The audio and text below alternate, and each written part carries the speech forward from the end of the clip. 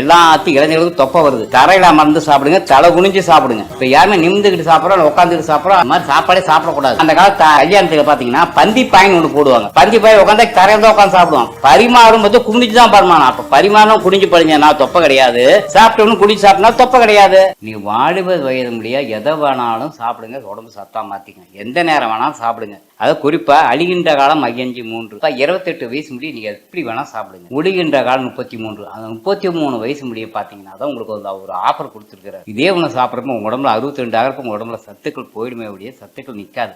அப்ப நீங்க தெரிஞ்சுக்கணும், உணவை இதை தான் சப்ஜெக்டா சொல்றாங்க. தெளிவான ஞானம் யாருக்கு இருக்குதோ அவங்க மட்டும்தான் 50, 90. இந்த தெளிவான ஞானம் யாரு கிடைக்குதோ கட்டாயம் அவங்க 100 வயசு தாராளமா வாழ்ந்தே தரலாம்.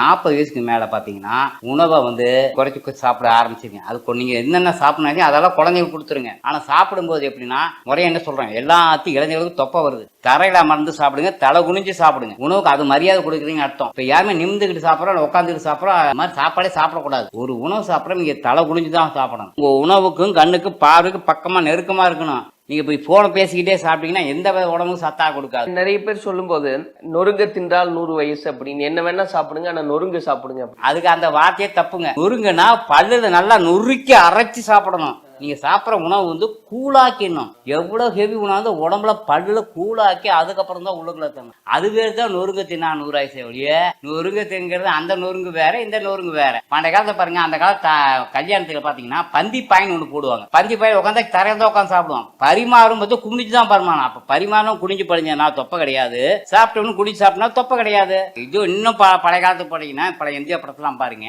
பழக மேல உட்காந்து சாப்பிடுவாங்க. அப்போ உங்க ஒசர டிஸ்டன்ஸ் சாப்பிட்டு குமிஞ்சு சாப்பிட்றப்ப பாத்தீங்கன்னா இன்னும் இறப்பு உள்ளுக்குள்ள போயிடும். என்னைக்கு சேர் வந்துச்சோ அன்னைக்கே தொப்பை வர ஆரம்பிச்சு. விதிமுறைகளை வச்சுதான் நம்ம உணவு முறை கலாச்சாரத்தை கொண்டு வந்தான். உலகத்துக்கே ஆரோக்கியத்தை கத்துக் கொடுத்தவன் தமிழை. நீ உலகத்துக்கு இப்படி நோயாளி ஆகிட்டு. ஒரு வகை பசியும் ஓவா பிணியும் செருக்கொள் ஏவது சேராது இயல்வது நாடுனாரு. யாருக்கெல்லாம் ஒரு பசியும் நோய் இல்லாத நாடு அதுதான் நல்ல நாடுனாங்க. அது அப்படிதான் இருந்துச்சு, எல்லாமே மாறிடுச்சு. திருமூலனா ஒரு பாட்டை பாடுறாரு. கூறுவேன் தேகமது என்னவென்றால் குருபரனை எலும்புதனை காளாய் நாட்டி மாறுபாடா எலும்புக்குள் துவாரமிட்டு பன்மொழிடன் நரம்பினால் ஒழித்து கட்டி தேறுதலாய் ரத்தமதை உள்ளே ஊற்றி தேற்றமுடன் அதன் மேலே தோலை மூடி ஆறுதலாய் வாயுதனை உள்ளடக்கி அப்பனே தேகமன கூறுண்டாச்சேனர். கேடே எடுக்கிற அந்த காலத்துல எப்படி இது கண்டுபிடிச்சாங்க? உங்களுக்கு எத்தனை நாடி நரம்பு இருக்கு, எங்க ரத்த ஊட்டம் எப்படி ஊட்டுறாரு, எப்படி செஞ்சாங்க, அத்தனை டீட்டெயில்ஸ் இருக்கு. இப்போ சில பொருட்களுக்கு தமிழ்ல பெயர் கொடுக்கும் போதே அதனுடைய மருத்துவ குணத்தை மையப்படுத்தி கொடுக்குறாங்க. சீரகம்னா அகத்தை சீர் செய்யக்கூடியது சீரகம். அந்த மாதிரி என்ன பெயர்கள்லாம் உண்டுங்க, என்ன மருத்துவ குணங்கள் அப்படின்றது? அதான் வெங்காயம் சுக்கானால் வெந்தயத்தால் ஆவதென்ன, இங்கா சுமந்திருப்பார் இச்சரிக்கை மங்கா ஜீரகத்தின் தேடேன் பெருங்காயம் ஏரகத்து செட்டியாரேனார். சீரன் அகத்தை சீரகம் தெரிஞ்சுக்கிறீங்க. பெரும் காயம்னா இந்த உடம்பு தான் காயம். இந்த பெரும் காயத்தை நீ எப்படி காப்பாற்ற போறேங்கிறாரு. ஜீரகம் சாப்பிட்டா சீரன் அகம் கிடைச்சும் அந்த உடம்பு நல்லாவே இருக்கும். தேடேன் பெரும் காயம் அதான் ஏரகத்து, அதான் முருகப்பெருமான ஏரகத்து ஏறேனாங்க. பாட்டெல்லாம் பாடலாம் நிறைய மூலிகை பத்தி நிறைய பாடலாம் எழுதி வச்சு. இப்போ நிறைய பேர் ஒரு ஆப்பிள் சாப்பிட்டா ஒரு மருத்துவரை பார்க்க வேண்டியது இல்லை அப்படின்னு சொல்றாங்க.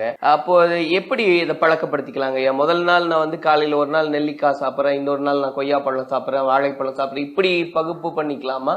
இல்ல காலையில நெல்லிக்காய் சாப்பிடு, மத்தியானம் வாழைப்பழம் சாப்பிடு, அப்படி எடுத்துக்கலாம்? எப்படி? இதெல்லாம் பாகுபாடே கிடையாது. நல்ல உணவுக்கு பாகுபாடு நேரங்காலம் கிடையாது. நடு நிசையில வாழைப்பழம் சாப்பிட்டாலும் உடம்பு ஒண்ணும் பண்ணாது.